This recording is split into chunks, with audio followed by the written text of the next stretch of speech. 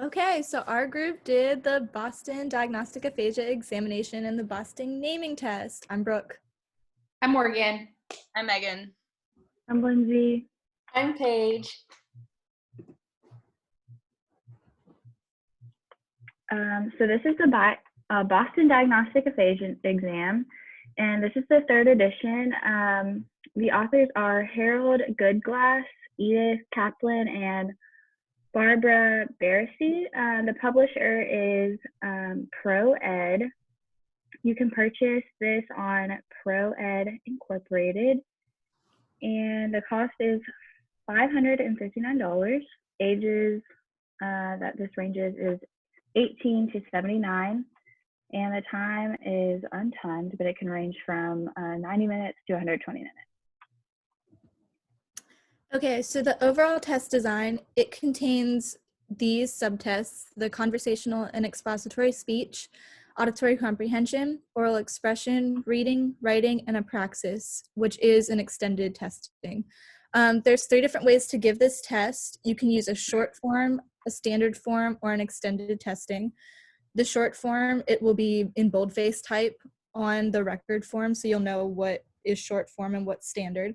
Extended testing is all labeled, so you'll know when you're getting into extended testing. And then the standard form is including the short form, but not the extended. The areas the Boston assesses are fluency, auditory comprehension, naming, oral reading, repetition, automatic speech, reading comprehension, and writing. Okay, so why should we give the Boston? It's designed to help diagnose aphasia and other related disorders. It evaluates many various modalities and processing functions, and it looks into these with a lot of detail. It can be used with clients who have had a stroke, but it's also not limited to these client types, which is nice. Okay, and now we're going to move on to the Boston Diagnostic Aphasia testing procedures. The first thing you're going to want to do is do a case history form like everything else that we do. And this is going to be the same one that we use for the naming test as well. Okay, so the first subtest we have is the conversational and expository speech. The first section is simple social responses. So this is just informal communication that is using questions to elicit responses. So there are 7 of these questions. A few of them are, how are you today? Have you ever been here before? And what is your full address? With all of the sections in the subtest, you want to make sure you can record their responses if possible, because you need to write their responses verbatim. So, and then for the second section, free conversation, this is just a 3-minute conversation you're having with the client. You want to avoid yes and no questions, but you want to start with a familiar topic. So maybe a past job they've had, some of their interests, what happened to bring them here today, etc. All right, so here's the cookie theft picture we've talked a lot about in class. You're going to instruct the client and you're going to say, tell me everything you see going on in this picture. So you want to make sure you point to neglected parts of the picture or ask for elaboration if their response isn't in depth. So if they are just ignoring the fact that there's water coming out of the sink and it's spilling on the floor, you might need to point to that area and say, what's going on over here? And again, record these responses verbatim. Okay, and then this is section D. This is also part of the extended testing. This is narrative discourse using Aesop's fables. You're going to use a stimulus book for this with the cartoon strips. So you're going to first tell the story that's provided in the record form, and then you're going to have the client say it back in their own words using the pictures. So I'm going to read the first story. It's called The Fox and the Crow, and it's using these pictures provided. So, and there are also 5 kind of sections and sentences. That way they align with the pictures. So it goes like this.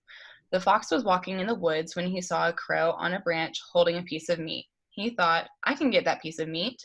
Oh, crow, you are as handsome as a king. The crow did not open his mouth. The fox tried again. Oh, crow, you would really be the king if you could only sing. The crow began to sing to show off his voice, and the meat fell. The fox caught the meat and laughed while the crow was angry at being tricked. So that's just an example of one of the stories you would provide, and the client would have to tell it back in their own words. And then this is the scoring. There are codes that go for these sections, but they're provided in the record book. So this is just like the main idea of how you score. And these are for the free conversation, picture description, and the optional narrative discourse sections. So this includes total number of utterances. So we know what an utterance is. It's a sentence or any effort to express a thought. They might have empty utterances with no content. You also want to score subclausal utterances that don't have a subject and verb, single clause utterances that are complete or incomplete with a verb and its subject, multi-clause utterances, agrammatic deletion, so if they delete words like the and is, and then you're also going to give them a complexity index, which is just the mean number of clauses per utterance.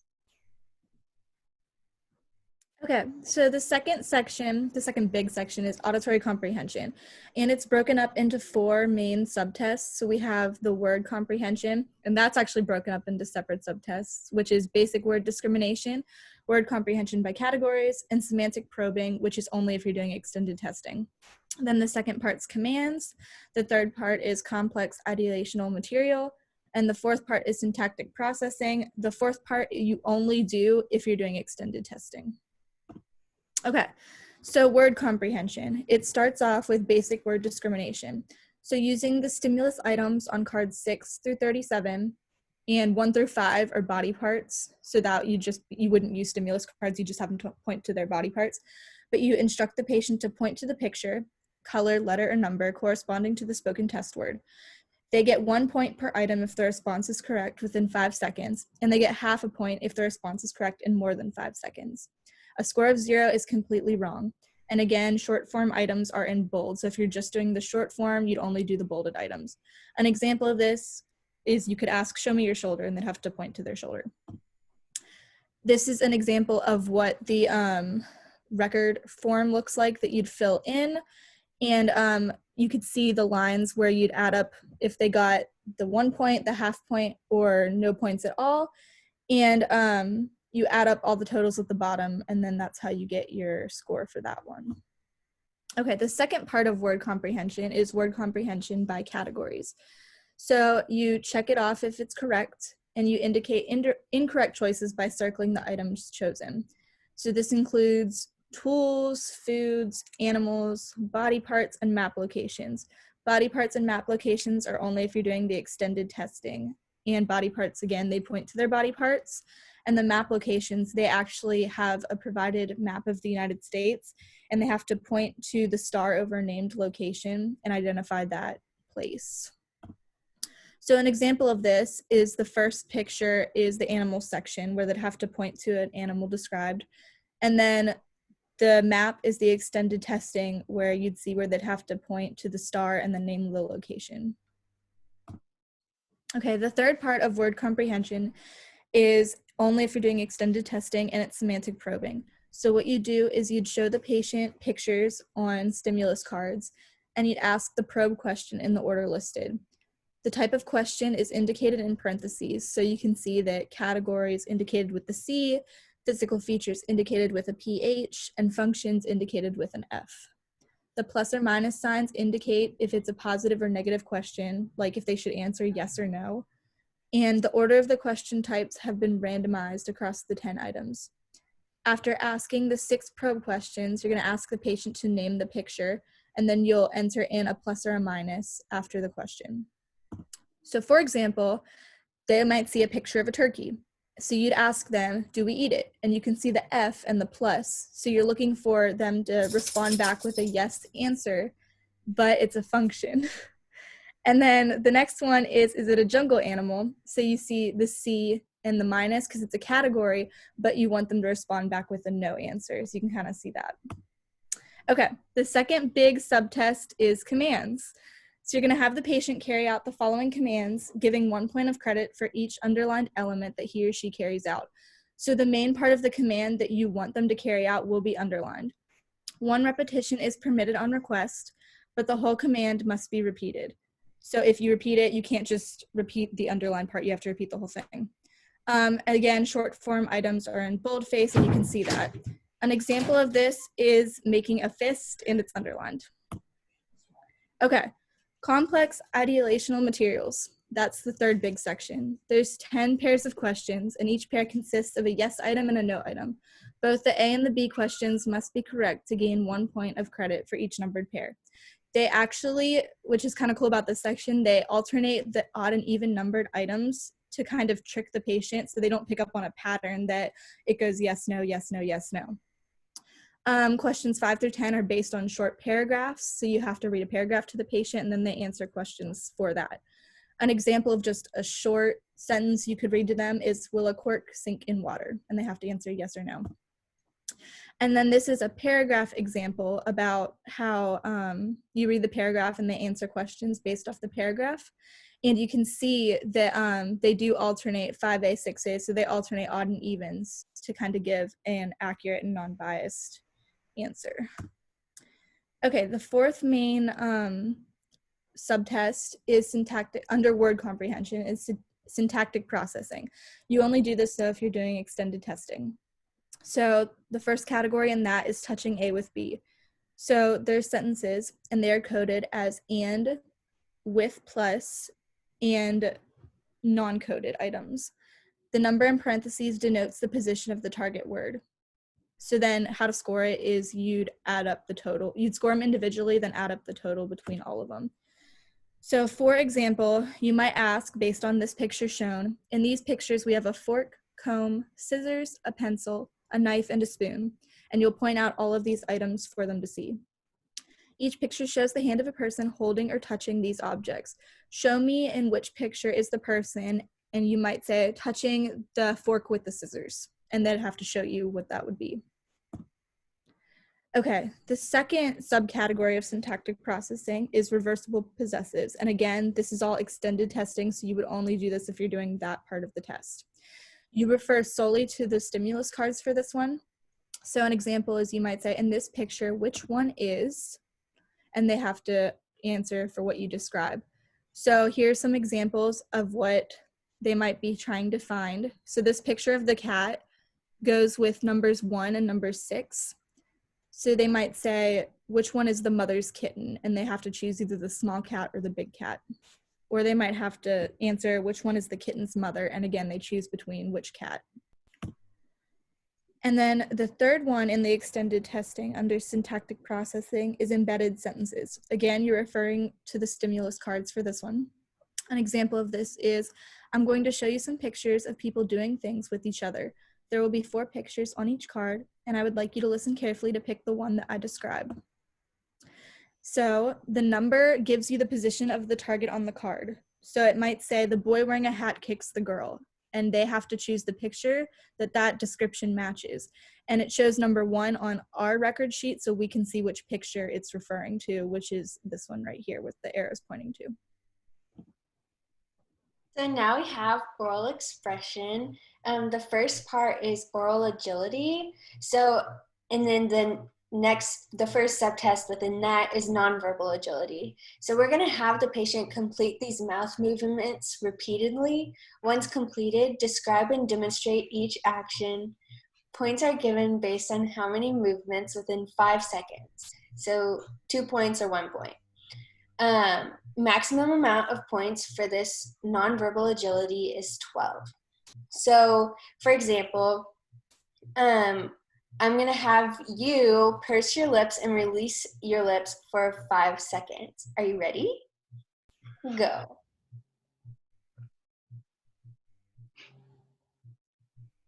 Wonderful. You got 2 points. And the next one would be to open and close the mouth. And then the third one will be to retract the lips and release. So after the patient has completed each of these, you will go back and demonstrate the action. The next subtest is verbal agility. So you're going to have the patient repeat the words as fast as they can for 5 seconds while the clinician counts the repetitions.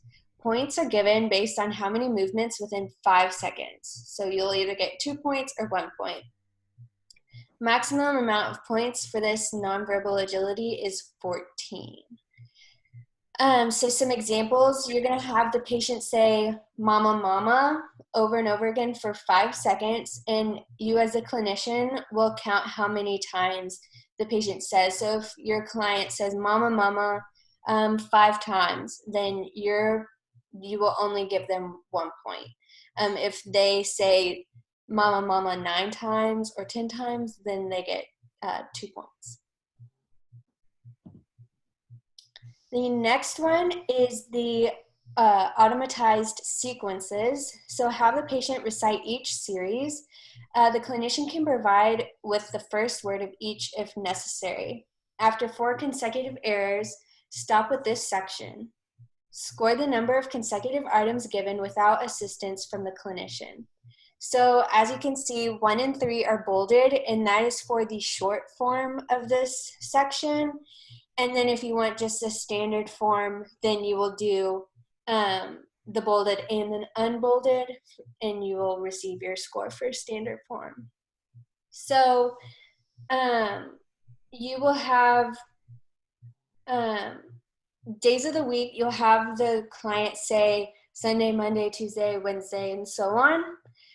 And then if your client says them all, then the client will get 2 points. If he misses, if he gets 4 consecutive wrong, then he will only get 1 point. So this is important for the clinician to have your pencil ready and mark out if he misses Sunday or Monday or Friday. Be sure to mark that out so then you can go back later and see which ones he missed. And same with the months of the year, counting to 21 in the alphabet. And so next is recitation, melody, and rhythm. The clinician will give ratings for recitation, melody, and rhythm. The clinician will give a score of 2 for good and 1 for impaired and 0 for failed. So recitation, you will have the patient finish the following rhymes. So I will, as a clinician, I would say Jack and Jill, and then the patient will finish it. To give them an extra prompt, you can say Jack and Jill went. For melody, you will have the patient produce the melody with or without the words. So you can choose My Country, 'Tis of Thee, or if they don't know that, then you can use a common one such as Happy Birthday. So like, or they can sing it with the words. The next one is rhythm. The examiner taps each of the following rhythms on the table repeatedly 6 times. Have the patient continue the rhythms. So you'll get your hand and just tap it out. So these are the error codes for this subtest and the rest, and which includes the picture naming thing. So you're gonna have your non-word based paraphasic errors, and then so on. And you'll see a difference with the naming error codes. OMG. So yeah, you can go to the next one. The next one is repetition. So you're gonna have the patient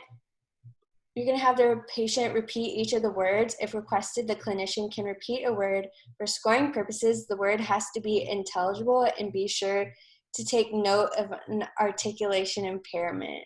So say, for example, the word is brown. You will mark if there was an articulation impairment and then the error code that was on the previous slide. Then you'll have chair and then what. And again, the short forms are the words in bold, and then there are some that are not in bold, and that's for the standard form. So for example, some standard word examples are hammock, purple, and 1776. Repetition of nonsense words. For example, you'll have this. This is for extended testing only. So you'll have them repeat stimple, grite, boucher, purgitine, and altrinkle. And so repetition of sentences is your next subtest. So have the client repeat back the entire sentence. Stop if the client does not say more than 2 words or 2 consecutive target sentences.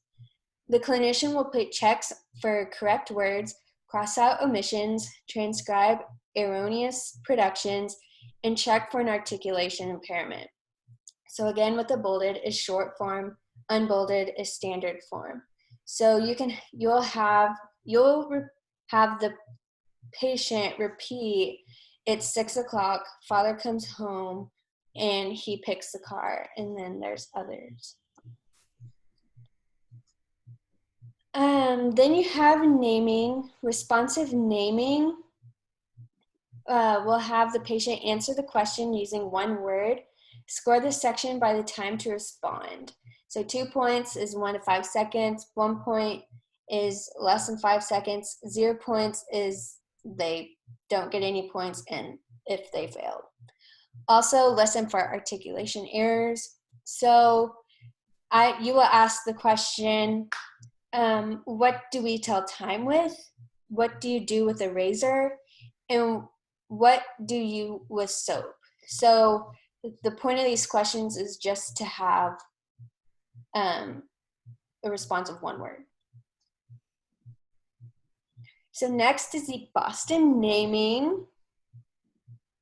And this, it's the 2nd edition. The authors include Edith Kaplan, Harold Goodglass, Sandra Wintraub, Osa Segal, and he's in charge of the drawings. And short form includes 15 items. Standard form includes 60 items. The publisher is ProEd. You can buy the Boston naming test on ProEd Inc.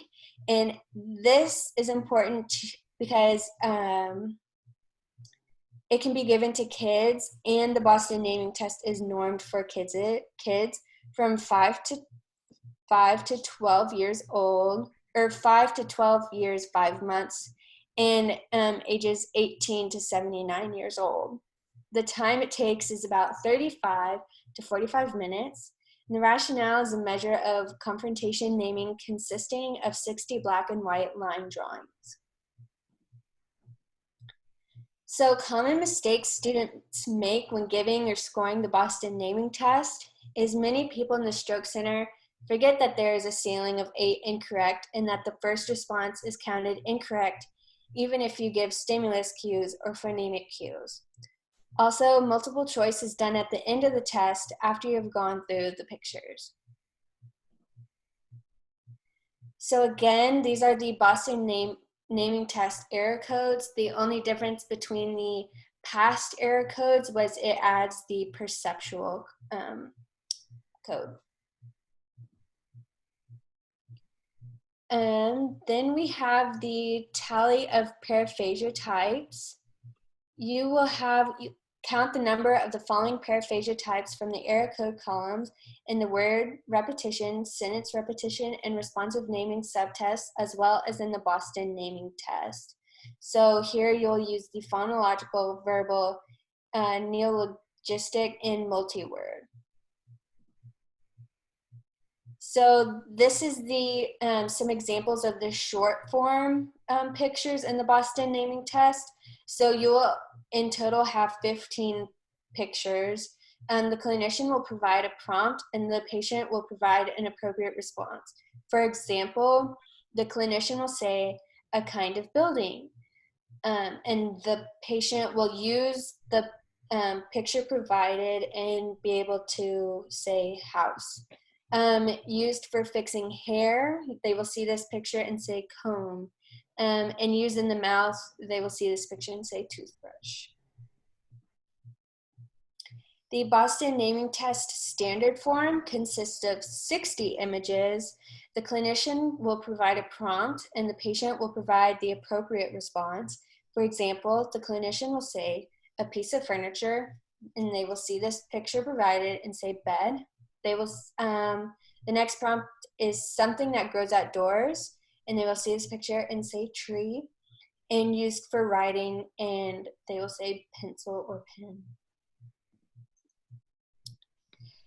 The Boston Naming Test summary of scores includes number of spontaneously given correct responses, number of stimulus cues given, number of correct responses following a stimulus cue, number of phonemic cues, number of correct, number of multiple cues, number of multiple choices given, and number of correct choices. And you will be able to see all your scores and how well the patient did. The Boston Naming Test tally of paraphasia types. So here's when you'll use those error codes that we talked about previously, and you will count out the phonological, which is the sum of PH and PHB, the verbal, neologistic, multi-word, and perceptual. Next is screening of special categories. So here on a page, you'll have, for example, letters. There will be S, E, T, and R. You will have the client name objects in each category. So they will say S, E, T, and R. For numbers, you're going to have them say 7, 9, 13, 200, and colors red, green, blue, and brown. Naming in categories includes colors, and this is actually an extended form. So you will add the correct responses to these colors to the color naming standard test if you go along with the extended form. The actions, some examples are eating, singing, writing, digging, pouring, and praying, and so on. But for these, you will ask the patient for each picture, what is he, she, it doing, or what are he, she, it doing?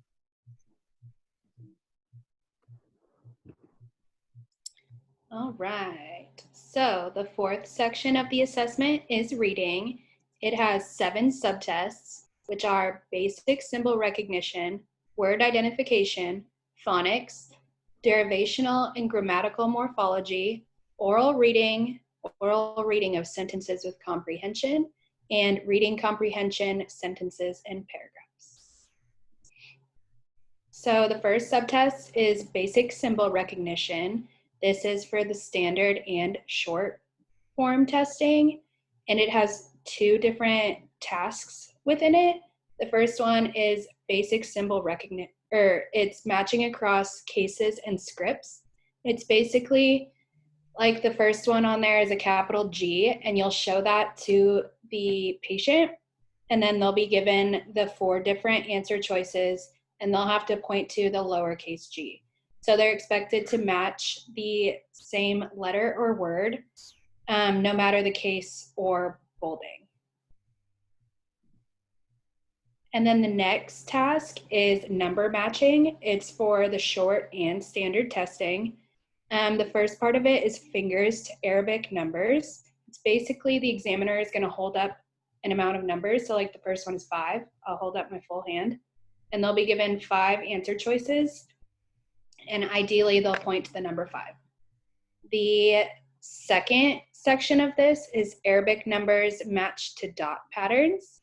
And you're going to show the patient a dot pattern and expect them to be able to point to the right answer that the dot pattern is showing. So the first one is going to be 3. You'll be able to score that on the record form.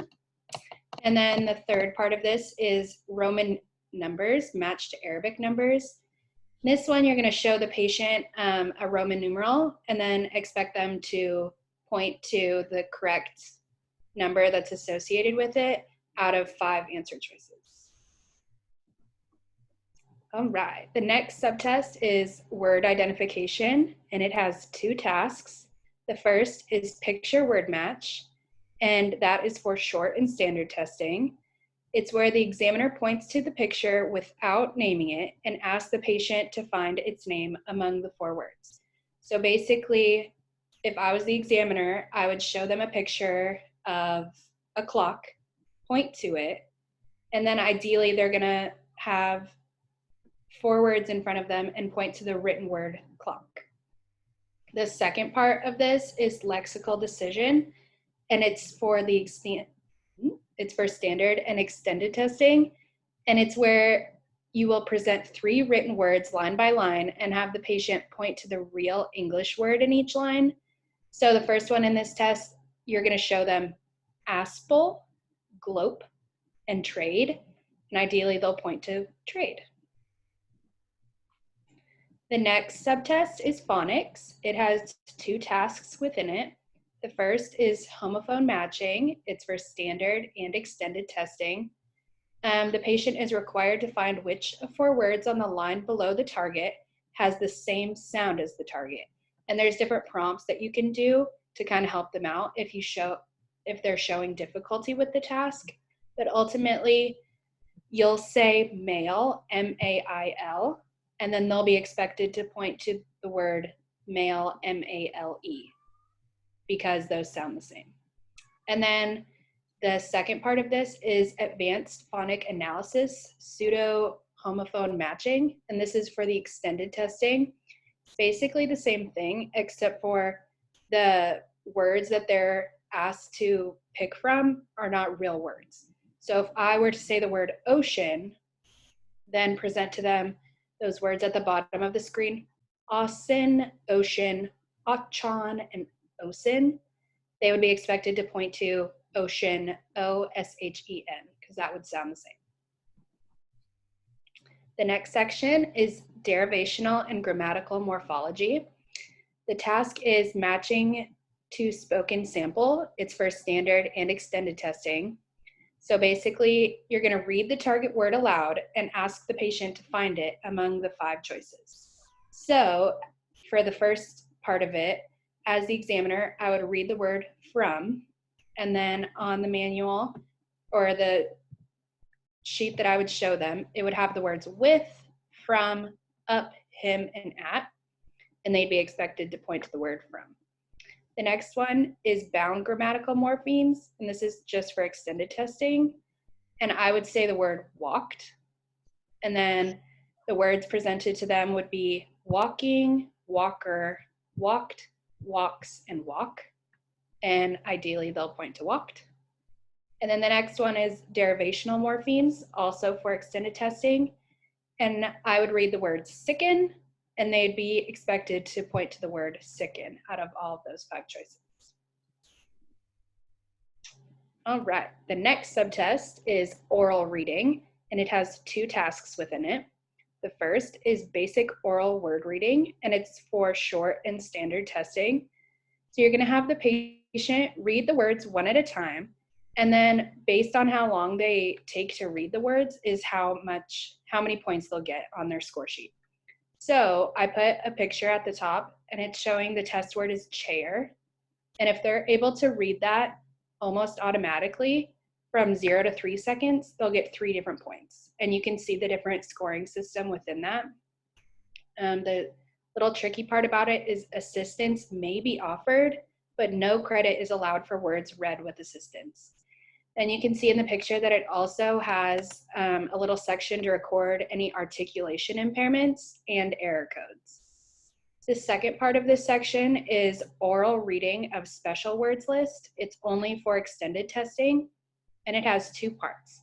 The first one is mixed morphological types. You're having the patient read irregular verb inflections, free grammatical morphemes, and derived words. And they all kind of have their abbreviations in the scoring manual. So if you tell them to read the word be, that would be a grammatical morpheme. The word caught is a irregular verb inflection, and the word opener is a derived word. The second part of this is semantic parallaxia, prone words, and they're going to be expected to read words like loyalty, admire, and celebrate. The next part of this section is oral reading of sentences with comprehension. It's for short and standard testing. The patient is told to read aloud the sentences and that questions will be asked about them later. Record verbatim on the record form what they read, and the whole sentence must be read without error for credit. So in the manual that you'll be writing in, it has sentences for them to read, and the sentences are basically about a couple going to the beach and they're trying to pack a picnic, but then they end up forgetting their food to eat at the picnic.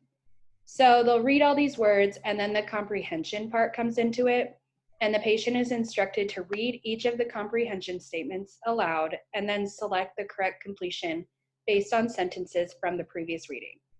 So they would read, the weather was, and then ideally they're expected to comprehend that because the couple went to the beach and it was a nice day, that the weather was sunny. And then the next section in the next subtest is reading comprehension sentences and paragraphs. This is for short and standard testing. And the patient is instructed to read the test sentences to him or herself and point to the correct completion without further assistance from the examiner.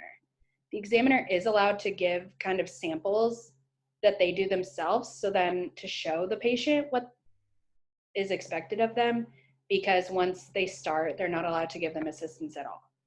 So the example is a dog can, and they would read that to themselves, and then they can either point or read bark. And these sentences get harder as you go on. So this one was the first one, and it's obviously really short. And as you go through the test, they get longer and become multiple sentences that they are having to complete to get the right scores. So we have writing next. There are 6 sections: mechanics of writing, basic encoding skills, oral spelling, written picture naming, cognitive and grammatical influences on written word retrieval, and narrative writing. So the first one that we have is mechanics of writing. We will instruct the patient to perform the 9 numbered writing tasks listed, which you can see in the picture. So their signature in cursive, their printed name, didacted letters like T, G, R, S, B, abbreviations. They want to copy a quick brown fox on a next page. Printed copy of sentence, full alphabet, numbers 1 through 10, and so on. And you use the numerical scoring code on each column of the row corresponding. So at the top, you can see what you would need to do to score each part that they want you to score. Next is basic encoding skills. 2 pages are provided in the booklet for the patient's written performance, but you can also just use regular paper. It doesn't really matter. And you want to score the performance in the booklet. There are 5 sections. Primer words like cat, dog, go, run, regular phonics, flag, tomato, apartment, etc. Common irregular forms like laugh, nation, cough, and common irregularities using a carrier sentence. He sang with the choir. And nonsense words. And you're going to say, I'm going to tell you some people's names that you may have never heard. Please write each one as it sounds to you. So this could be like Mr. Snope or Mrs. Sporkle. Oral spelling is next. The patient is instructed to spell the words in the section out loud. So you're going to say these words and then they're going to write it. So shoe, water, yellow, and telephone. Next is written picture naming. The stimulus for this section consists of objects, actions, and animals. The 4 items appear on cards, so this will be in sorry, there's like some feedback. No. Okay. So the examiner will point to each picture and ask the patient to write the name of the item. So objects, you know what that is. How do you write it? So there will be a picture of a tree, a hanger, a canoe, and a trellis, and they'll just have to be able to write what that is. Actions, what is he doing? Write it. So there'll be a person, eating, sleeping, praying, and juggling. And then animals, you'll give the same instructions as the objects, and there will be a horse, a sheep, a beaver, and a giraffe. E is cognitive and grammatical influences on written word retrieval. This is the optional extended testing, so you'd only do this if you're doing the extended. Parts of speech effects is functors, like was, who, she, could, under, but.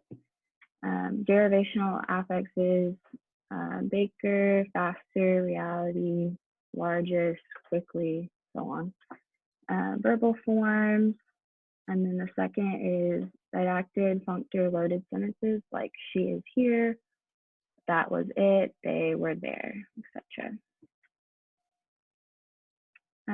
Narrative writing. So we want to bring back the cookie theft picture, and you want to say, write as much as you can about what you see going on in this picture.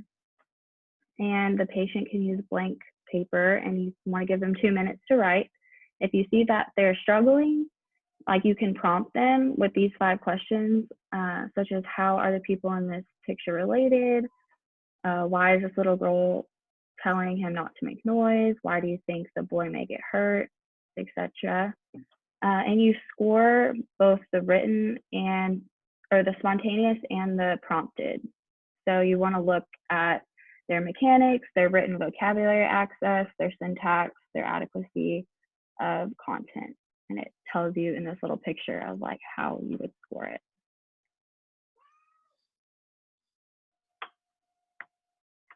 All right, so the last subtest is the praxis, which is only for the extended testing if you choose to do so.